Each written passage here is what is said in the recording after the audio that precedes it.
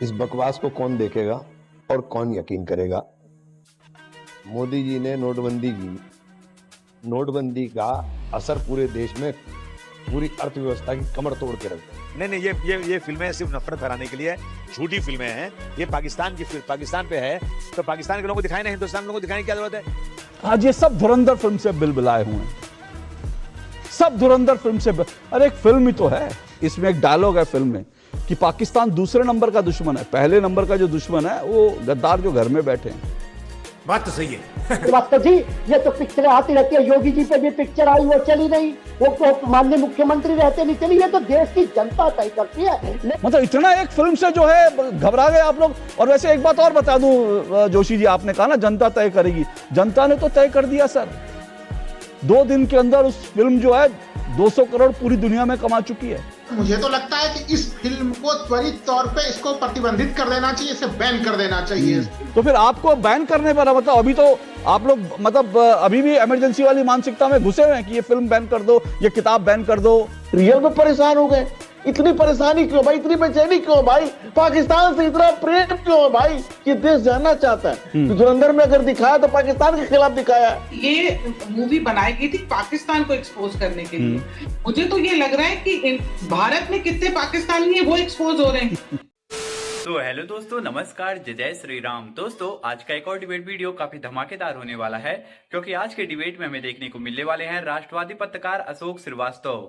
दोस्तों हमारे देश में एक मूवी निकली है जिसका नाम है धुरंधर, जो कि बहुत ज्यादा हिट भी चल रही है और इस मूवी में पाकिस्तान की असलियत को दिखाया गया है।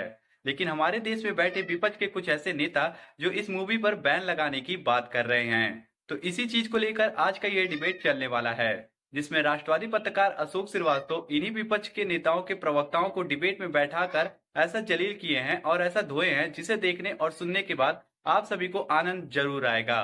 तो आज के इस डिबेट में आप लोग शुरू से लेकर अंत तक बने रहिएगा, पूरे डिबेट को ध्यान से सुनिएगा, तभी आप सभी को पूरी डिबेट समझ में आएगी। और हाँ दोस्तों, अगर आज की यह डिबेट आप सभी को अच्छी लगेगी तो वीडियो को लाइक करके चैनल को हमारे जरूर सब्सक्राइब करिएगा।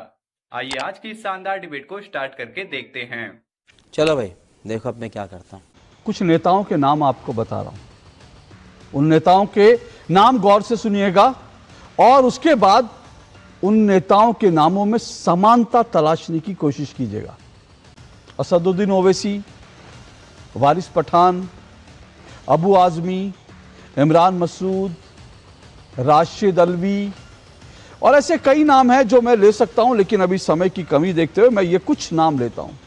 इसके अलावा भी देश में ऐसे कीटाणु बम हैं, कीटाणु बम जिनको बड़ी तकलीफ होती है अगर पाकिस्तान को आतंकवादी देश कह दिया जाए।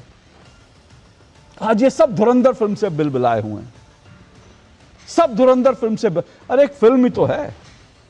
मैं उन 2% के जो यूट्यूबर हैं, जो 2% के जो यूट्यूबर उनकी बात नहीं कर रहा, उनके ऐसे बहुत सारे लोग हैं।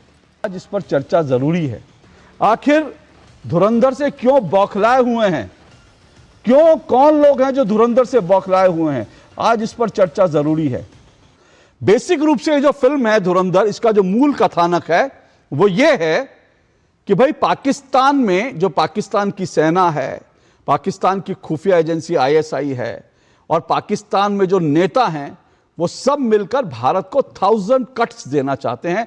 भारत को वो पूरी तरह से छिन्न भिन्न कर देना चाहते हैं और किस तरह से भारत की तरफ से इनका प्रतिरोध होता है और किस तरह से भारत के जो एजेंट हैं, भारत के जो सुरक्षा कर्मी हैं या फिर भारत में जो इंटेलिजेंस के आदमी हैं, गुप्तचर हैं, वो किस तरह से पाकिस्तान को घर में जाकर ठोकते हैं, एक आतंकी देश को घर में जाकर ठोकते हैं।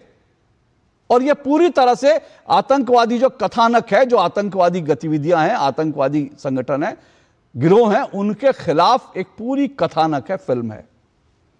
अब मुझे समझ में नहीं आता कि इस पर विरोध क्यों। पाकिस्तान दुनिया का आतंकी देश नंबर 1 है। यह मेरे पास आज की जो रिपोर्ट है, ये जो आया पाकिस्तान जो ग्लोबल टेररिज्म इंडेक्स जो है साल 2026 का, इसमें पाकिस्तान सबसे आगे है, नंबर 1 है, नंबर 1 पाकिस्तान है ग्लोबल टेररिज्म इंडेक्स में।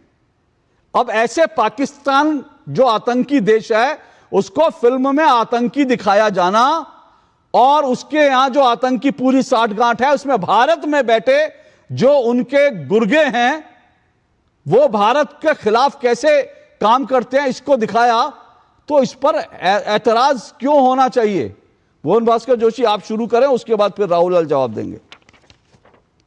अशोक जी, मुझे तो एक घोर आपत्ति है। जब आप इसकी आज प्रस्तावना बता रहे थे, आपने दो शब्दों का प्रयोग करा जिसपे मेरी और मेरी पार्टी को घोर आपत्ति है।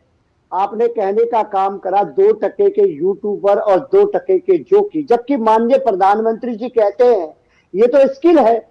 या तो आप माननीय प्रधानमंत्री जी की बात को भी नहीं मानते कि यूट्यूबरों के आपने कह दिया 2% के और आपने जोकी को भी कह दिया। मेरी घोर आपत्ति है।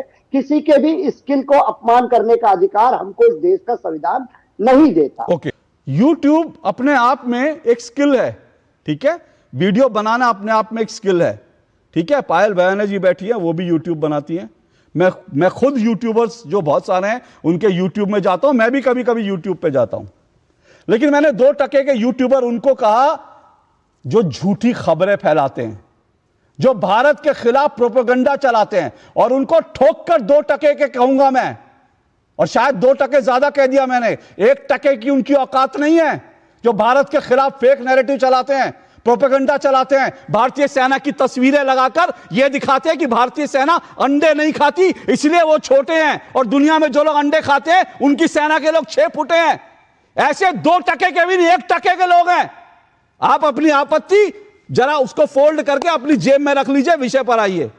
ये हुई ना बात। पाकिस्तान की बात हुई है पूरी पिक्चर में, और मैं देश भी जानना चाहता है कि जानता है देश कौन माननीय प्रधानमंत्री जी वहां पर बिरयानी खाने बिन बुलाए गए पाकिस्तान में, और कौन क्रिकेट का मैच करा रहा है दुश्मन देश के साथ।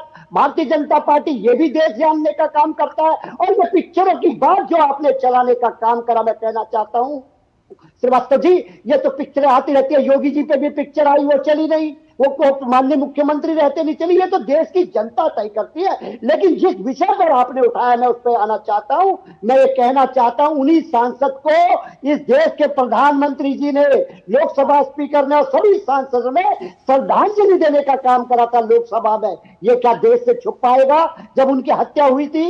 ये जो आपके माननीय सांसद है ना, जिनके लिए आप अभी कह रहे हैं कि सम्माननीय सांसद, जब इनकी हत्या हुई थी या जब इनको जो है किसी ने शूट आउट किया था, उस समय इनके ऊपर 50 से ज्यादा मुकदमे चल रहे थे।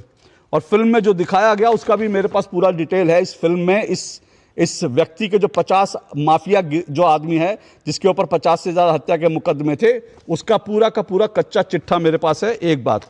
दूसरी बात, इस देश के अंदर संसद के अंदर बड़े अपराधी बैठे हैं, ठीक है, और इसमें मैं कोई पॉलिटिकल पार्टी को कोई मैं रियायत नहीं दे रहा। हर पॉलिटिकल पार्टी अपराधियों को टिकट देती है।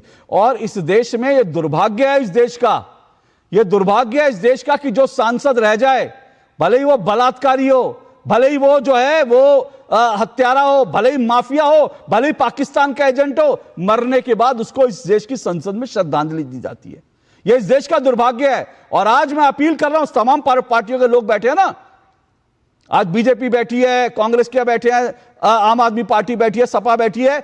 अगर दिल साफ हो तो ठोक कर सब लोग कहिए कि संसद में प्रथा बंद होनी चाहिए। अगर एक अपराधी भले ही संसद में पहुंचा हो, उसके लिए उसके मरने पर इस तरह से शोक नहीं होना चाहिए। अशोक श्रीवास्तव की डिमांड तो ये है, आप लोग कर सकते हैं, अपना कलेजा देखिएगा, क्योंकि आप लोग तो खुद ऐसे लोगों को टिकट देते हैं। और मैंने कहा अतीक अहमद का कच्चा चिट्ठा है मेरे पास। ये मत कहिए कि वो पाकिस्तान का एजेंट नहीं था, पाकिस्तान से मदद नहीं लेता था, ये उसका खुद का कबूलनामा है। राहुल लाल, आपको क्यों, कांग्रेस के लोगों को तकलीफ क्यों हो रही है भाई? कानूनी कार्रवाई है, कानूनी कार्रवाई होनी चाहिए। मतलब इतना एक फिल्म से जो है घबरा गए आप लोग। और वैसे एक बात और बता दूं जोशी जी, आपने कहा ना जनता तय करेगी, जनता ने तो तय कर दिया सर। 2 दिन के अंदर उस फिल्म जो है 200 करोड़ पूरी दुनिया में कमा चुकी है। भारत की सबसे ज्यादा कमाने वाली 4 फिल्मों में पहली उसका पार्ट 1 शामिल हो चुका। तो जनता का फैसला तो आ गया, जनता तो इस फिल्म को पसंद कर रही है। ये बड़ी अच्छी बात कही आप। अब देखिए, कांग्रेस पार्टी की जो आपत्तियां हैं वो बड़ी जेन्युइन आपत्ति, और मुझे तो लगता है कि इस फिल्म को त्वरित तौर पे इसको प्रतिबंधित कर देना चाहिए, इसे बैन कर देना चाहिए इस फिल्म को। भारतीय जनता पार्टी के लोग और तमाम उनके इकोसिस्टम के लोग इस फिल्म के पीछे जो है कि प्रशंसा पत्र में लगे हुए हैं। अरे आप तो अभी आपने भी कहा विपक्ष के नेताओं के ऊपर आरोप लगाया कि वो तो सेना के ऊपर ऐसे ऐसे आरोप लगाते हैं। मेजर मोहित शर्मा के परिवारजनों ने जो आरोप लगाया उसको बिल्कुल पूरी तरह से दरकिनार कर दिया गया। यहाँ पे वो दिल्ली हाईकोर्ट गए थे, फिल्म सेंसर बोर्ड को आदेश दिया गया था और उसके बाद जो फिल्म के तरफ निर्माता निर्देशकों की तरफ से जो स्पष्टीकरण आया कि नहीं, फिल्म के दृश्य तो केवल नाटकीय दृश्य है। मेजर मोहित शर्मा के परिवार वालों से, मेजर मोहित शर्मा से कोई भी उसका कहीं पे तालमेल नहीं है। अरे उस फिल्म में तो हम लोग 2 दृश्य देख रहे हैं उसमें अशोक जी, हम लोग जहां पे माननीय प्रधानमंत्री जी के 2014 के शपथ ग्रहण के दृश्य को दिखाया गया है और नोटबंदी के बाद के भाषण को भी दिखाया गया। उसमें नाटकीयता का क्या मामला है? अरे उसमें तो सीधे सीधे 2014 से लेकर अब तक के इस सरकार का महिमा मंडन का प्रयास किया गया है। राहुल लाल एक मिनट, एक मिनट, एक फैक्ट आपको आपके सामने रख दूं। देश की कई फिल्मों के अंदर जवाहरलाल नेहरू, लाल बहादुर शास्त्री, ठीक है ना, और इसके अलावा इंदिरा गांधी, राजीव गांधी, इन सबके क्लिप्स देश की कई फिल्मों में, सैकड़ों फिल्मों में दिखाए जाते हैं। लेकिन वो फिल्म कही जाती है फिक्शन है, ठीक है।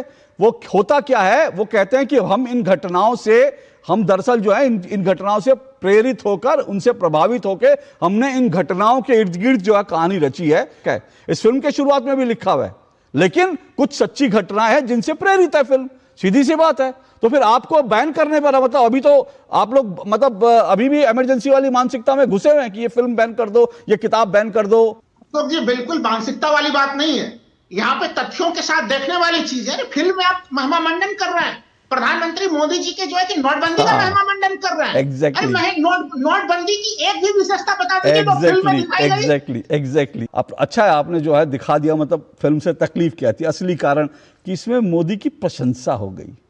यह आपकी साफ गोई का मैं कायल हो गया सर, कि आपकी साफ गोई का मैं कायल हो गया कि इसमें मोदी की तारीफ दिखा दी गई।